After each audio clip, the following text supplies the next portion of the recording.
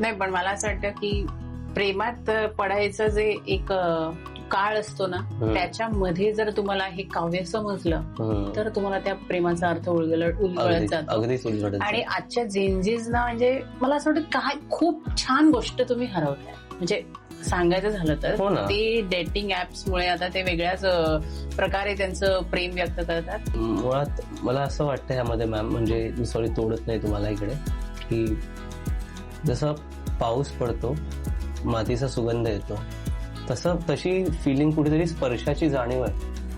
तो स्पर्श आहे, तो जो मृदुगंध आपण म्हणतो एकदम मृदुल असतो, छान असतो, ते हरवून चाललंय. आणि तो मातीचा सुगंध हरवतोय. सतत पाऊस पडला तर कंटाळवाणा होतो.